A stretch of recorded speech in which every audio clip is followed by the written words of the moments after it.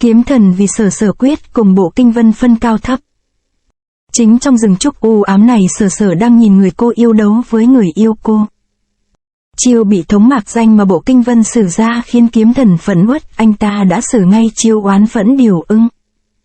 Oán khẩn điều ưng xuất ra là có thể như lôi điện len lỏi vào lưỡi kiếm bi thống mạc danh. Kiếm pháp của vô danh sáng tạo ra có thể xưng là nhất tôn sư.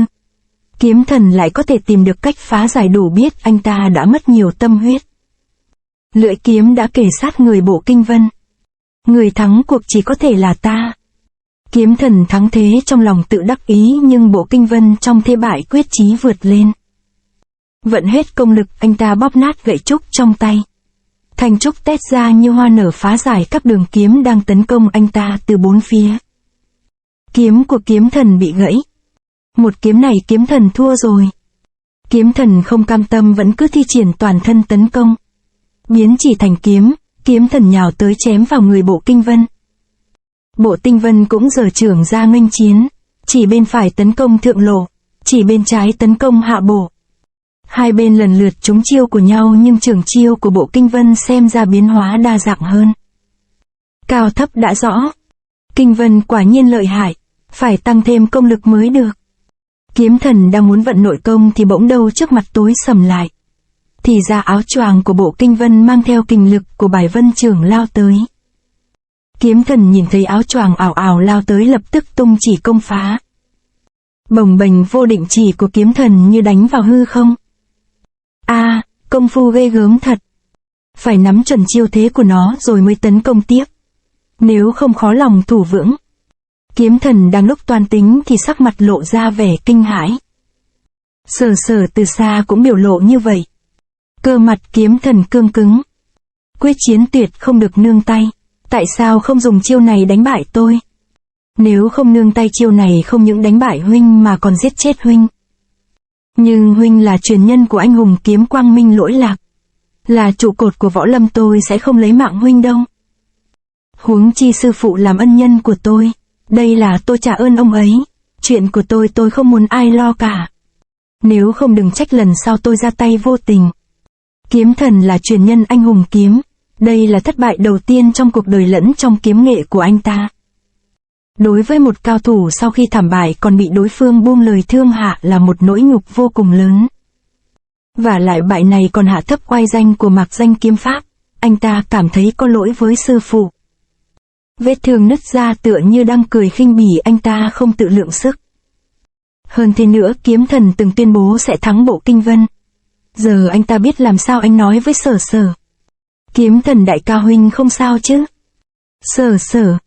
Kiếm thần không thể ngờ rằng thảm bại lại bị Sở Sở tận mắt chứng kiến, không còn nỗi tủi nhục nào hơn. Lần thảm bại này chứng minh kẻ mạnh không bao giờ ngã gục là Bộ Kinh Vân. Còn kẻ khoác lác là anh ta. Kiếm thần đại ca, quả thật đã làm khổ cho huynh. Kiếm thằng chẳng còn dũng khí để đối mặt với người mình yêu. Không dám ngẩng mặt nhìn Sở Sở. Huynh xem ra thương thế không nhẹ, lo trị thương trước thân thể quan trọng hơn. Sở Sở, hãy để tôi một mình. Kiếm thần lao người đi như tên bay trong mưa. Anh ta muốn tránh xa khu rừng trúc khiến anh phải nhục nhã đó. Càng xa càng tốt. Anh ta hét lớn lên bởi chỉ có như vậy mới khiến anh giảm bớt nỗi đau trong lòng.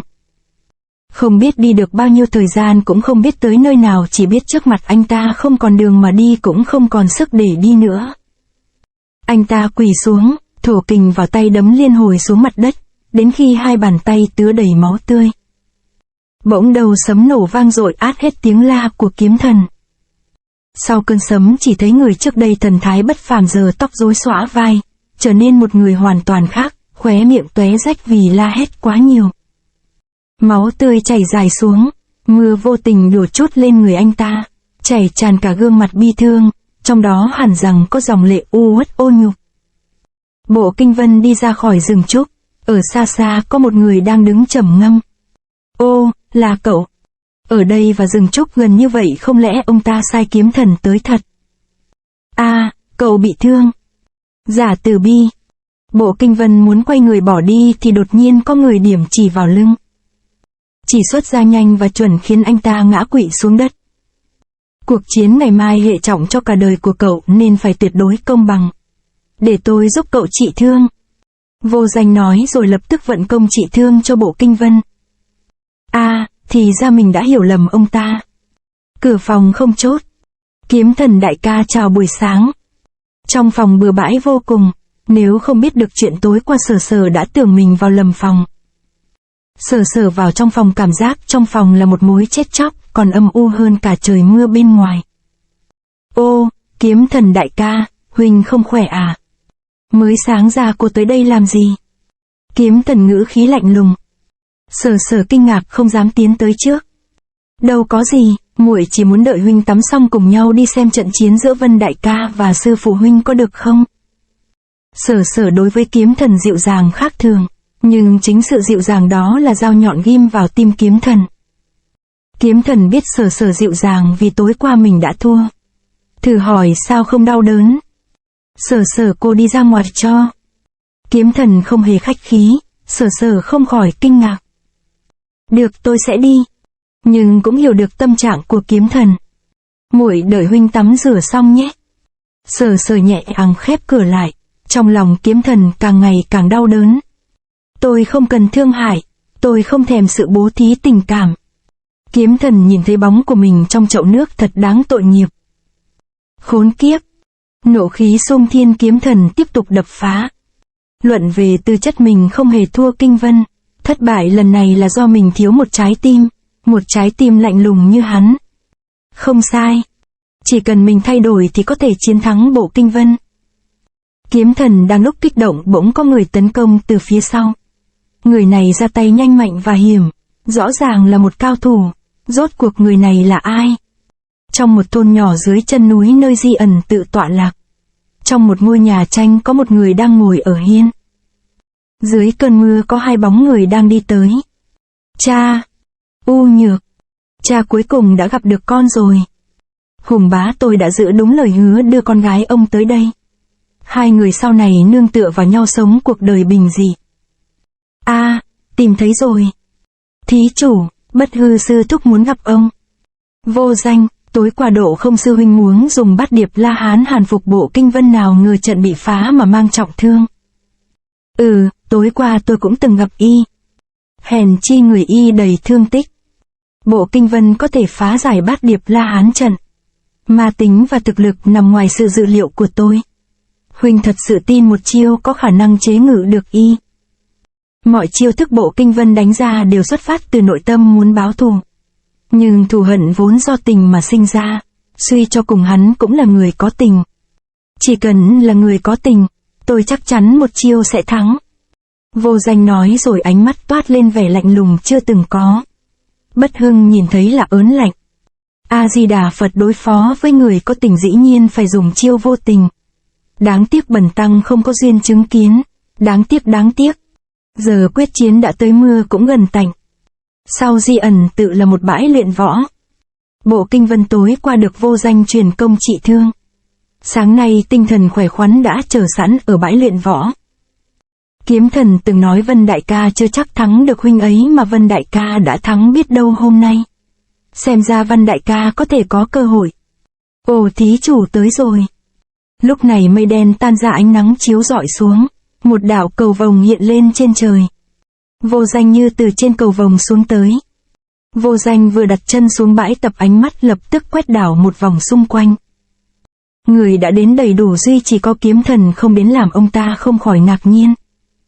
Hôm nay lão nạp làm chứng cho cuộc chiến này. Nếu Bộ Kinh Vân tiếp được một chiêu thì có thể thu hồi Tuyệt Thế Hảo Kiếm bằng không phải ở lại đây thanh tu 10 năm. Hai kiếm này là do một thí chủ tặng cho bổn tự. Chưa hề được ai chạm qua, chưa từng dính máu, hai kiếm này cũng giải nặng như nhau cho công bằng. Kinh Vân, cuộc chiến này dù thắng hay bại cậu cũng tuyệt đối không hối hận. Cậu rõ rồi chứ? Bộ Kinh Văn chưa từng hối hận vì cuộc chiến đấu này. Nhưng Vô Danh là bậc thánh nhân siêu phàm nên anh ta không biết chắc mình có thể tiếp được một chiêu hay không. Trận chiến sắp diễn ra mà Bộ Kinh Vân vẫn chậm rãi khép hai mắt lại. Cuộc chiến này quyết định anh ta có được đi hay không. Nên anh ta tuyệt đối không thể bại, anh ta buộc phải tìm cách đối phó Vô Danh. Sở Sở bên này hồi hộp lo lắng tim đập liên hồi. Mắt Bộ Kinh Vân bỗng nhiên đổ lệ. Rốt cuộc anh đang nghĩ gì mà rơi nước mắt. Đôi mắt anh ta vừa mở ra đã nhìn thấy ngay Sở Sở cô ta nhìn đăm đăm vào anh ta. Tiếp theo một tràng phạn kinh truyền vào tai thì ra trong lúc anh ta nhắm mắt thời gian không biết đã qua bao lâu. Trời đã đen sẫm lại các tăng đã tụng kinh. Ra chiêu đi. Bộ Kinh Vân giọng nhẹ tênh nhưng ánh mắt thì lóe lên một tia hy vọng như đã có lòng tin giành được phần thắng. Được. Vô Danh chân khí thoát ra kình lực vô hình lập tức nổ thanh kiếm trên mặt đất lên. Kiếm bình thường vào tay ông ta cũng biến thành tuyệt thế thần binh. Cuộc chiến bắt đầu. Bộ Kinh Vân tiếp chiêu đi. Vô Danh hét lớn rút kiếm xông tới. Kiếm thế kinh hoàng gió mây biến sắc. Người ông ta như một thanh kiếm có vô số kiếm khí phát ra tứ phía. Vừa ra tay kiếm khí ồ ạt đã làm gãy nát kiếm trong tay Bộ Kinh Vân. Kinh giác. Dù đối thủ của con có mạnh đến đâu con cũng không được rút lui. Mọi người chết thảm lắm con phải trả thù. Vân đại ca huynh không được thua. Ê đúng là vọng tưởng. Không tiếp nổi một chiêu của Vô Danh đâu ngươi chịu chết đi. A là hùng bá. Lời nói vừa dứt thì kiếm của Vô Danh đã đâm vào ngực Bộ Kinh Vân. Thì ra Vô Danh đã nương tay không muốn lấy mạng anh ta. Cậu thua rồi, từ nay hãy ở lại tự tịch tu 10 năm, cố mà rèn luyện. Kinh giác sau này con không trả thù cho cha được nữa rồi. Con làm ta thất vọng quá. Khổng Tử. Cha. Một tiếng phập vang lên, gương mặt của Vô Danh lộ vẻ hoảng hốt. Bộ Kinh Vân ta không muốn giết cậu, hà tất phải làm như vậy. Đó là những cảnh anh ta đã tưởng tượng ra trước cuộc chiến bởi thế cuộc chiến này anh không thể thua. Nhưng trước mắt là bậc cao nhân nếu để kiếm đối kiếm thì chẳng mong có phần thắng. Nhưng trong lúc nhắm mắt ấy anh đã nghĩ ra một cách có thể giành phần thắng. Vô Danh rút kiếm kiếm khí tỏa hào quang lơ lửng giữa trời. Bộ Kinh Vân cũng từ từ rút kiếm. Ông giúp tôi trị thương tôi lại nợ ông một món N tình. Cuộc chiến hôm nay dù thắng hay thua tôi đều không muốn làm ông bị thương. Tôi xin đoạn kiếm báo ân. Cậu ta N oán phân minh. Phát chiêu đi. Trận chiến này Bộ Kinh Vân tuy có lưu tình nhưng Vô Danh thì không.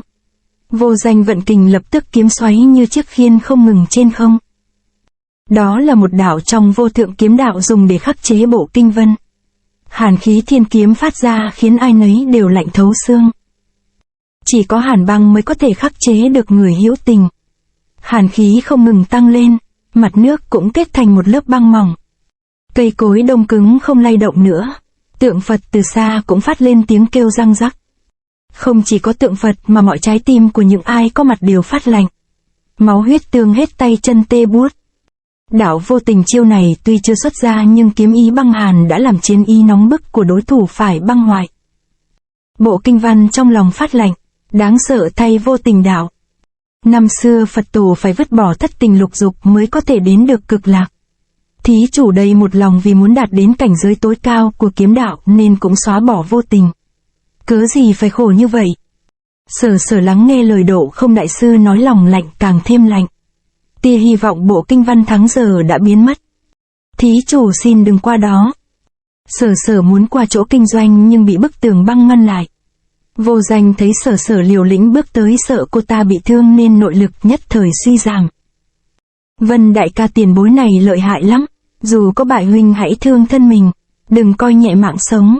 Huynh còn nhớ là sẽ về gặp lại Khổng Tử của huynh không? Sở Sở nếu ta chết thì có thể gặp lại cô ấy rồi.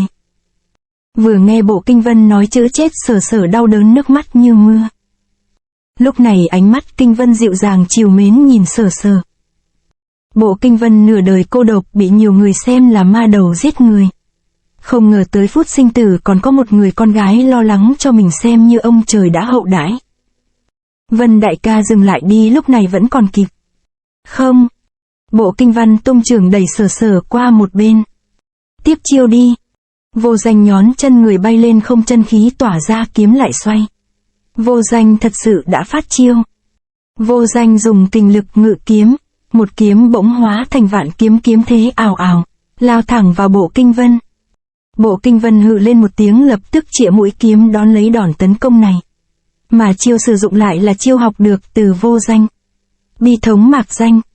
như trút hết mọi đau khổ của quá khứ vào chiêu này. Đường kiếm bộ kinh vân đan xen vô cùng phức tạp.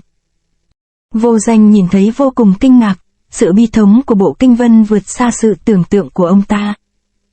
Hai kiếm va chạm tạo ra chuỗi tiếng nổ chói tai. Đạo Vô Tình dùng khí ngự kiếm, kiếm đi vô phương, kiếm đi len lỏi trong lưỡi kiếm của bi thống Mạc Danh. Dù gì Vô Danh cũng là người sáng tạo ra bi thống Mạc Danh nên tất nhiên có thể nắm bắt được hết tinh túy của nó. Sau một hồi Đạo Vô Tình đã làm tách rời lưỡi kiếm. Bộ kinh vân liên tục bị bức lui. Bỗng đầu kiếm của bộ kinh vân như nước vỡ đê bắn loạn xạ. Nhưng mắt của bộ kinh vân vẫn lóe lên chiến ý cao cường. Không chậm trễ, bộ kinh vân chấn chỉnh lại thế kiếm, tạo nên một lưới kiếm khít hơn đẩy về phía Đạo Vô Tình. Vô Danh thấy bộ kinh vân giữ được thế trận, trong lòng không khỏi kinh ngạc. Được đã vậy ta phải dốc hết sức, không thể nương tình. Thế rồi một biển kiếm ào ạt dội ngược về phía bộ kinh vân. Kiếm thế như rời sông lấp bể đẩy lùi hết lưới kiếm của bộ kinh vân. Thế kiếm quá hung mãnh đẩy văng mọi thứ nó đi qua, trong đó có cả bộ kinh vân. Đằng sau là vực thẳm. Kiếm khí phá tan tiểu đình tạo nên một tiếng nổ long trời lở đất, khói bụi mịt mùng. Những người đứng xem đều bị chấn lực làm cho nghiêng ngả. Thầy trụ trì có một thanh kiếm bị đánh rơi. Không sai, thắng thua đã rõ, nhất định bộ kinh vân thua rồi. Trước mắt cát bụi cuồn cuộn, Độ Không vội vận tình đẩy bụi qua một bên rồi lao nhanh về phía vực thẳm. Bên bờ vực là một kết quả mà không ai ngờ được. Kiếm vẫn còn trong tay bộ kinh vân. Mũi kiếm anh ta đã gãy nhưng bị kẹp chặt lại. Người kẹp kiếm chính là Vô Danh. Vô Danh kiếm tuy đã tuột khỏi tay nhưng hơn nửa người bộ kinh vân đã ở bên ngoài bờ vực. Bộ kinh vân được giữ lại nhờ tay kẹp kiếm của Vô Danh. Nguy hiểm, mau quay lại. Kiếm ông đã tuột khỏi tay, lần này người thắng là tôi. Không ngờ cậu thà chịu lấy cái chết để cảm hóa Đạo Vô Tình của ta. Ta thua rồi. Tuyệt thế hảo kiếm này trả về cho cậu. Nhưng kiếm này cậu đổi bằng tính mạng, hãy biết quý trọng nó. Nhìn Vô Danh bước đi, bộ kinh vân rất cảm kích trước sự nương tay của ông.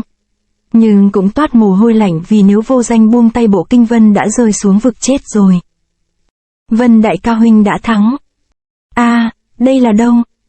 Chủ nhân chúng tôi đã bắt được kiếm thần mang đến đây. Ồ, tên này mau tỉnh như vậy xem ra cũng khá. Toàn thân không cử động được. Thủ pháp điểm huyệt của hai người này nặng quá. Truyền nhân anh hùng kiếm mới vừa bại đã mềm nhũn ra rồi. Kiếm thần không thèm để ý đến sự chế giễu của họ. Vẫn tự vận công giải huyệt. Hai người là ai? Khá khen cho mi đã tự thoát thân, để ta lượng xem sức mi đến đâu. Bỗng nhiên một cái đỉnh lò bay đến. Kiếm thần thuận tay đẩy đỉnh lò qua một bên. Công phu không tệ, một bậc kỳ tài đây.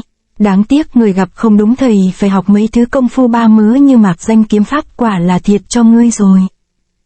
Hai người này võ nghệ cực kỳ lợi hại. Đỉnh lò do hắn ném ra càng chứng tỏ nội lực của hắn thâm sâu vô cùng. Rốt cuộc là thần thánh phương nào? Trên bệ thờ một bóng người to lớn đang ngồi chễm chệ tự xưng là thần. Người này muốn mọi người phải tôn bái mình như một vị thần. Cuồng ngạo quá, để ta xem y có bao nhiêu bản lĩnh. Các ngươi là ai, tại sao lại vô cớ bắt ta đến đây? Chủ nhân ta muốn bắt ai thì người đó không thoát được. Kiếm thần tuốt kiếm lao đến nhanh như chớp. Đúng là không biết tự lượng sức mình. Sát chiêu đã tới trước mặt mà người trên bệ thờ vẫn bình chân như vậy. Để ta đùa với ngươi một lát.